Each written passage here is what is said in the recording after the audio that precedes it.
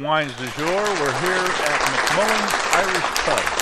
Well, one of the good things is this Irish whiskeys that we tasted tonight, 3 different kinds, 3 completely different tastes, and 3 different foods, none of which were something that you wouldn't think about. You've heard about all of those. Pot pies, everybody's had pot pies before. But it's and kebabs, everybody's done that. And here we go now with the product number 3 that's going to be coming out in a couple minutes.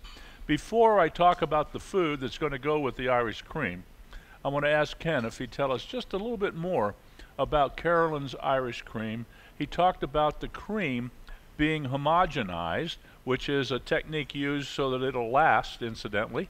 And he says it'll last for 2 years in the bottle before it's open. And once you open it, you should put it in your refrigerator if there's some left, and let it there, and it'll last for at least 6 months. Am I right with that? There being a huge importance with where the cream is from.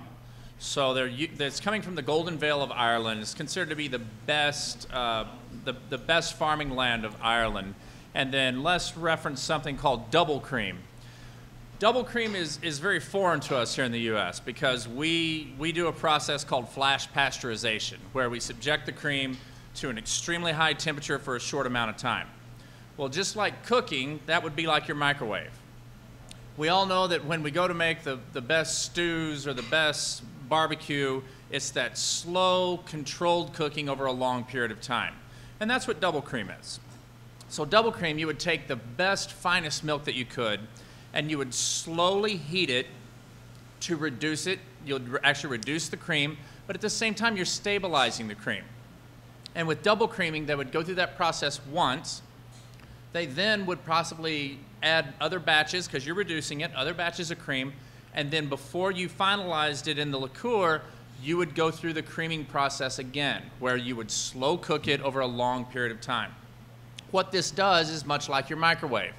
Food out of your microwave doesn't have the flavor as food out of your broiler or your barbecue or your grill. So this double creaming allows you to concentrate the flavors of this premier cream without losing so much of your product. That's a good point, and maybe I should mention something, and Ken mentioned the word reduction a little bit earlier this evening, and that's truly what he's talking about, is reducing the volume of cream to start with. And I'm just going to give you an example and say you start out with 2 cups of cream and you put it on the stove, as he mentioned, under low heat. So you put it down on low heat and you let it sit there. And after a while, it's going to get hot enough where you're going to see some steam coming off of that cream. Well, actually, that steam has to be only one thing: water. And so what happens is the water that was originally in the cream is starting now to heat up and dissipate through the top of the cream that's in the pot, and you end up with, let's say, the 2 cups, you end up with maybe 3/4 or even 1 full cup of cream left over. The taste of that is intensified like you can't believe, and that's what they do. And then they add maybe a little more fresh cream, bring it back up and do it again, and that would be the double cream. And I have to tell you, if you like the double cream in something like Carolyn's and you'd like to try it in maybe something like cheese, go to your favorite cheese store and ask them for a double or triple cream cheese. Unbelievable. I want to thank you for listening to Wines du Jour, America's #1 wine radio show. Also, I want to thank very much Neat Glasses, N-E-A-T, theneatglass.com. That's where you can go buy some or find out any and all information about it. I want to thank Christine Cernick, George Manska, also Ken Bearden, and my engineer. There's 2 of them. Well, there's more than 2, but for sure, we're talking about Jeremy Knight, the TV people. We've got to go. Sorry we ran out of time. Tune in next week. We've got some beautiful things coming from one of the, well, let's call them the Mexican ladies. Border Grill in Mandalay Bay. So don't go anywhere. We'll be back next week with another Wines du Jour. I'm Les Kincaid. Good night, everybody.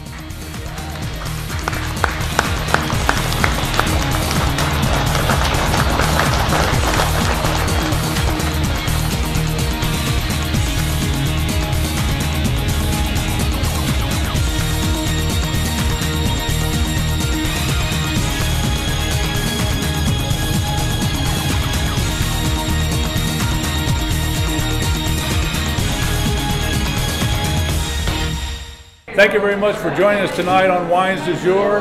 The Irish is flowing. You can hear it in the background with the music. And of course, if you watch the show this evening, we introduce you to 3 Irish whiskeys, if you will, and some great food, Irish style, to go along with that. And more importantly, maybe for the future, is the neat glass. I hope you enjoyed all the information that we shared with that.